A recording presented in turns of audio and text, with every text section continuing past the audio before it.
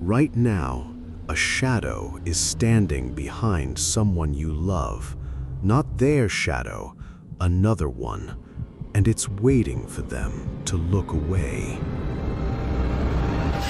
Hey, you're back. Good. I still think about this one. Some nights I wish I didn't. Stay close. Let's go. It's 9:52 p.m.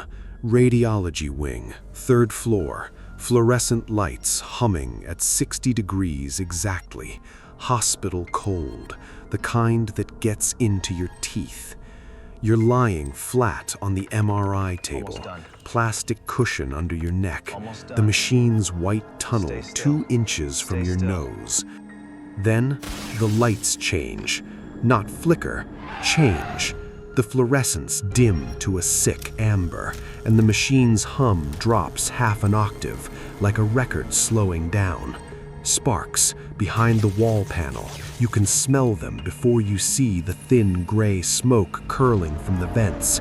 A sound like a wet cough deep in the machine's throat. The magnet stutters, stops. Silence. Someone is shouting through the wall. Get her out! Get her out! Hands pull you from the tunnel, fast, rough, your hospital gown catching at the table's edge. And in that half second, on the ceiling above you, you see it. A shape, dark, not a shadow cast by anything, no light source that could make it, pressed flat against the white ceiling tile, spreading like something poured. You don't move, you don't breathe, you just watch the tile where it was, the amber light still trembling across it, and some part of you already knows it saw you first. Then it's gone, reabsorbed like ink dropped in water. You blink. The technician's face is close to yours, pale, sweating. You're okay. Power surge happens sometimes. You're okay. You are okay. Nothing hurts. Nothing is burned. The doctor checks your pulse, your pupils, your reflexes. All normal. Lucky, he says. Could have been worse. You nod. You believe him. That's your first mistake. Because on the drive home, stopped at a red light, you glance at your rearview mirror to check your own eyes, still a little wide, still a little scared, and for just a second, behind your own reflection, something is standing in the back seat. You spin around. Empty. You laugh at yourself. Nervous laugh.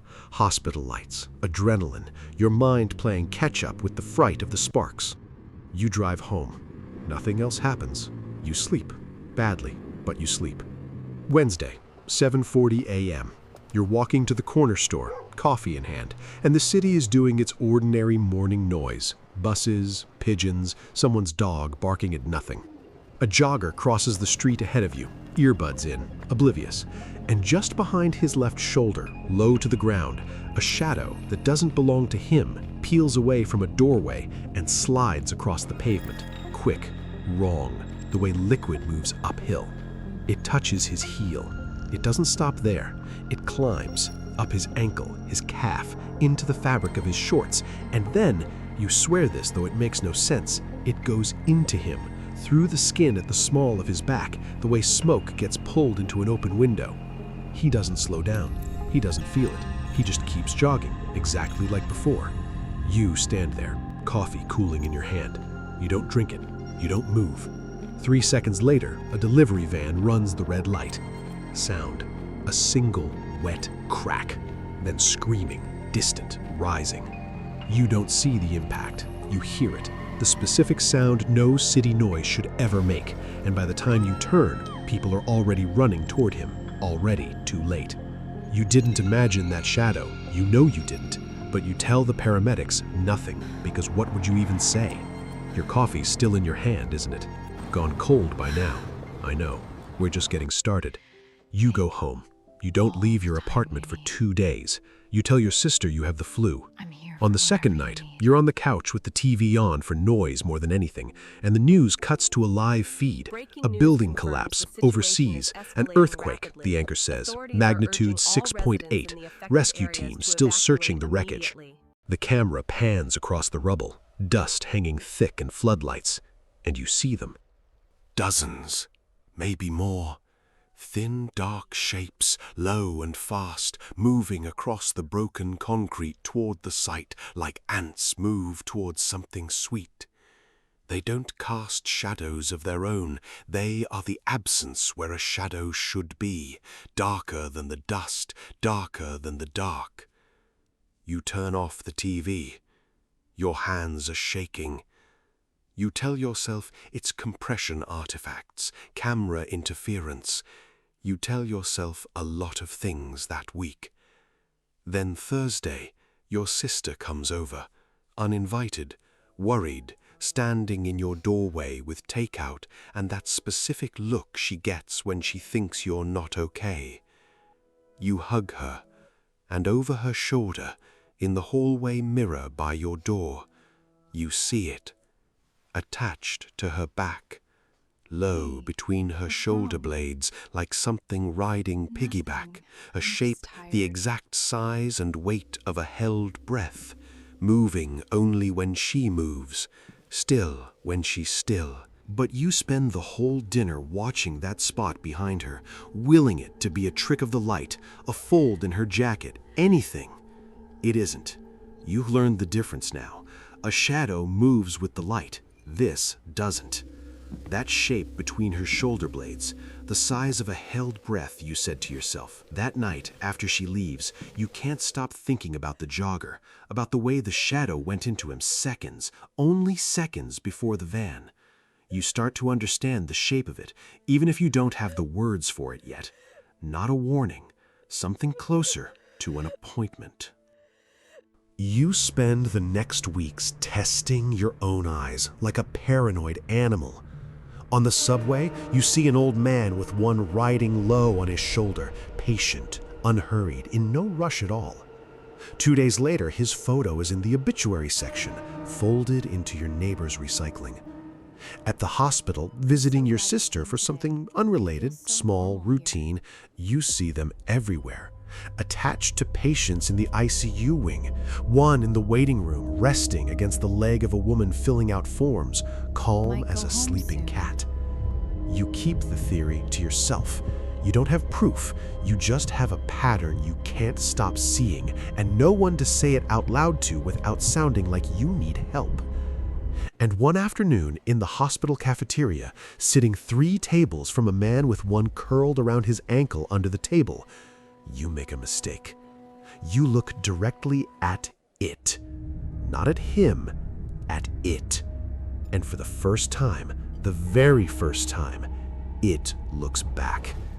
The shape doesn't have eyes. It doesn't have a face, but you feel the attention land on you like a physical weight, cold and total, the way you'd feel someone stare on the back of your neck in an empty room.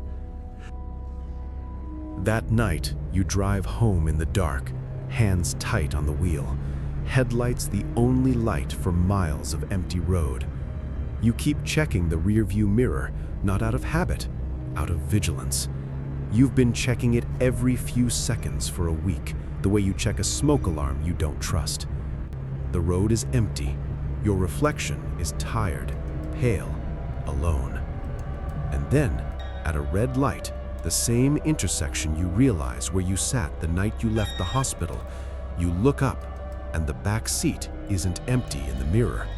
Something is sitting there, upright, patient, the exact shape of the ones from the rubble, from the subway, from the cafeteria table. Except this one isn't attached to anyone. This one is here for you. You spin around the way you did that first night, empty seat, real air, real silence. You look back at the mirror.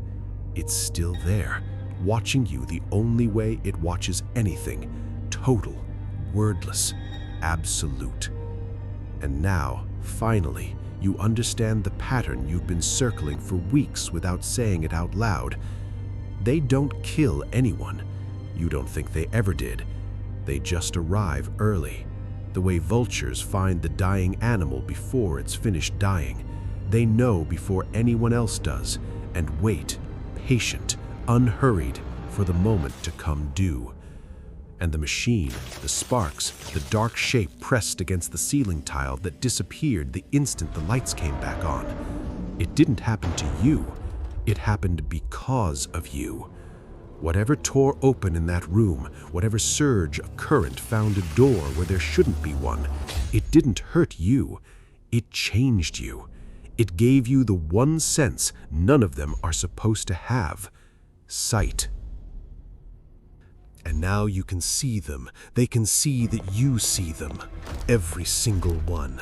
Every hallway, every hospital corridor, every rubble field on every news broadcast for the rest of your life. You are not hidden from them anymore. You never will be again. You're still gripping the wheel like it's the only real thing left. I know. Stay with me. A phone rings. Your sister's name on the screen. You almost don't answer. You do. "Hey," she says, breathless, laughing.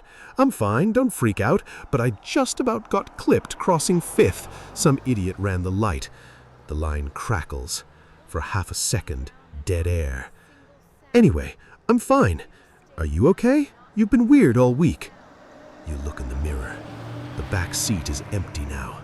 But something, somewhere, just moved one step closer to someone you love, and you have no way of knowing which someone or when. "I'm fine," you say. Your voice doesn't sound like yours. "Just check your mirrors tonight, before you go to sleep. Just humor me." She laughs, confused, and hangs up. You sit at the green light for a long time before you drive.